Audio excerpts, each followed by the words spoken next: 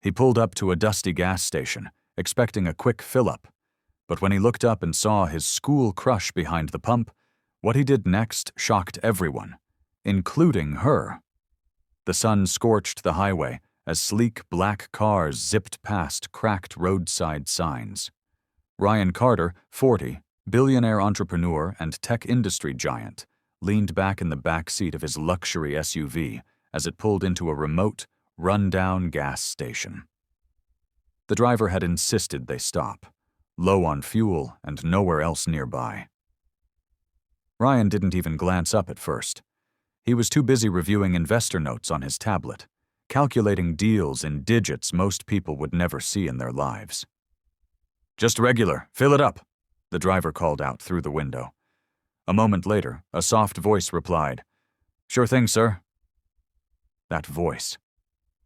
Ryan's fingers froze mid-swipe, his head snapped up, and there she was.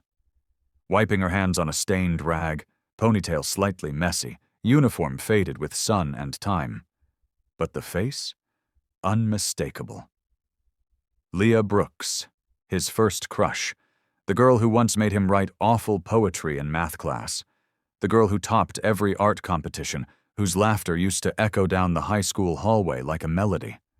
And now? Working the fuel pump at a station most people wouldn't stop at unless they had no choice. Leah didn't seem to recognize him at first. Why would she? He was now a billionaire in designer sunglasses. She was still fighting dust and daylight in a job no one admired. But Ryan couldn't look away. He rolled down the window, voice hesitant. "Leah?" She blinked, then stepped closer. "Ryan Carter?" A pause, then a half smile. "Didn't expect to see you in a place like this." Ryan laughed awkwardly. "Yeah, well, wasn't planning on it." They stared at each other for a long second, the air between them suddenly thick with old memories and unspoken questions. But what Leah didn't know was that Ryan wasn't going to drive off like the others. He was about to change her life, in a way no one could have predicted. Ryan stepped out of the SUV despite the heat, waving off his driver's concerned glance. His mind wasn't on his next meeting anymore. It was squarely on the woman standing beside the gas pump. Leah. She still had that gentle calm in her voice, that same tilt in her smile when she spoke. But now it was lined with something else. Fatigue. Life. "It's been, 20 years?" Ryan asked, trying to keep the conversation light. Leah nodded, twisting the fuel cap closed. "Feels like yesterday sometimes. Other times, like a lifetime ago." "What happened after school? You were supposed to go to that art school in Chicago, right?" She chuckled softly. "I got accepted. But my dad had a heart attack right after graduation. I stayed behind to help at home. Never really got back on track after that." Ryan's chest tightened. "You could have made it big, Leah. You had talent." She shrugged, wiping sweat from her brow. "Maybe. But life doesn't always wait for talent to catch up." They walked toward the small building where Leah handled payments. Inside, a dusty counter held a cracked register, a broken fan, and a worn-out sketchbook shoved beneath a stack of receipts.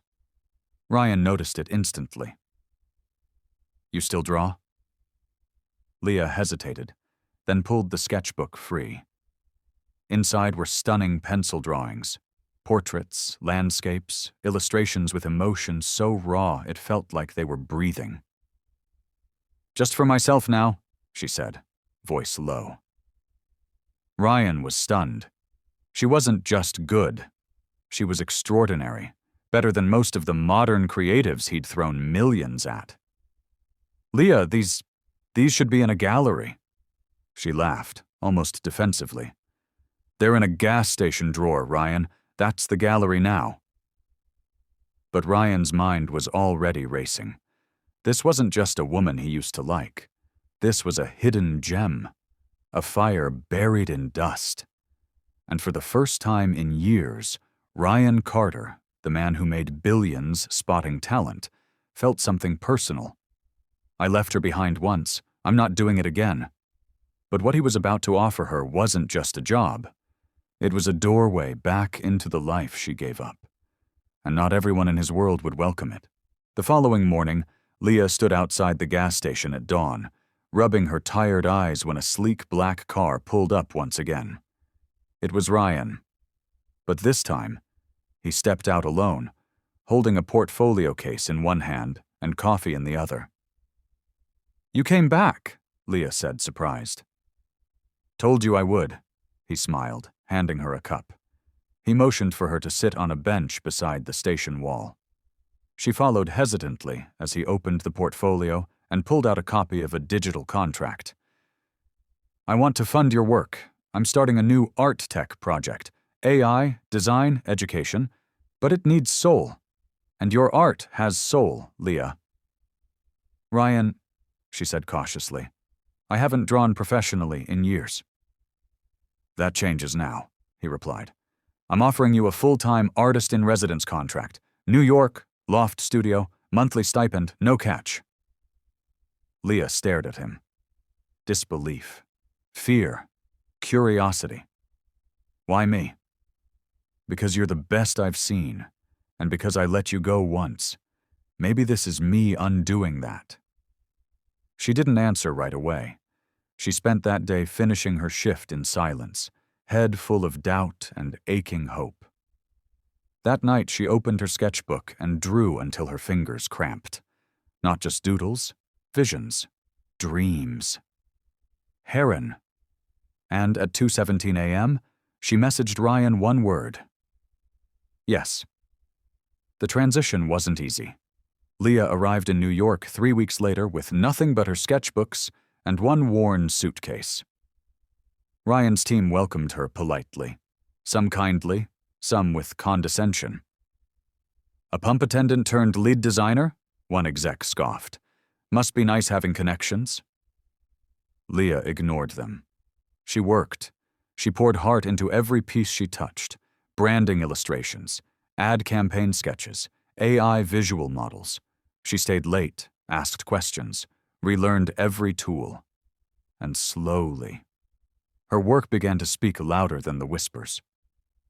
2 months later, at the company's quarterly showcase, Ryan presented a brand redesign for one of their biggest launches. Every visual? Leah's. When the client gasped, asking who the artist was, Ryan smiled. A woman who shouldn't have been pumping gas in the first place. The room applauded. But Leah? She sat in the back, eyes wide, stunned that after all these years, her name was finally being said in the rooms that mattered. But one challenge still remained. Ryan's board. A few powerful voices were pushing back. They didn't want a gas station girl representing the brand to investors or the media. And if Ryan chose to keep her, it could cost him a partnership worth millions. The next board meeting would be a test. Not just for Leah, but for Ryan's loyalty. The boardroom was ice cold in more ways than one. Suits lined both sides of a long table. Some faces neutral, others sharp with doubt. Leah sat near the far end, hands folded tightly in her lap. This wasn't her world. Not yet. At the head of the table stood Ryan. He didn't open with numbers. He opened with a truth. "You all know Leah Brooks as our newest lead designer. What most of you don't know is that she was once the most gifted artist I'd ever met. And life simply didn't give her the stage she deserved." A few murmurs. One board member leaned forward. "With all due respect, Ryan, we've worked hard to build a luxury tech image. Having a former pump attendant as the face of our design team, it's risky branding." Ryan's eyes sharpened.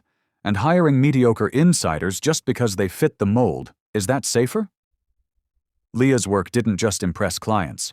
It converted them. You're worried about her past. I'm looking at what she's doing now." He clicked the remote. A series of Leah's designs splashed across the screen. Bold, clean, emotionally gripping. Every visual told a story. The room quieted. Even the coldest critics leaned in. Ryan continued, "You want a brand people remember? Then back the people who create from truth. Leah's not a risk. She's the reason we're still ahead." Later that week, the same board member who questioned Leah sent her a private note. "Your work, it changed my mind. Keep proving us wrong." She didn't smile out of validation. She smiled because for the first time, she didn't need anyone's permission. Months passed. Leah's name began to circulate outside the company. Awards, interviews, gallery features. Not because she sought the spotlight, but because her work finally reached the light. Ryan and Leah remained close. No rush, no labels. Just two people who once shared a quiet hallway in school, and now shared a future neither of them expected. One evening, after an art exhibition in the city, Leah stepped onto the rooftop of the gallery beside Ryan. The skyline glowed. She turned to him. "Why me, Ryan? Out of everyone you could have helped?" He looked at her, eyes full of the same respect he had as a teenager watching her win awards. "Because I saw brilliance standing in the shadows, and I've made billions spotting potential. But I never forgot you." Today, in the New York studio she now runs, a small framed photo sits on Leah's desk. It's the gas station. Faded, cracked, but in the corner, in fine print, it reads, "The place I stood when someone finally saw me again." Because Leah Brooks didn't just trade a pump for a pen, she reclaimed her dream. And the world finally caught up.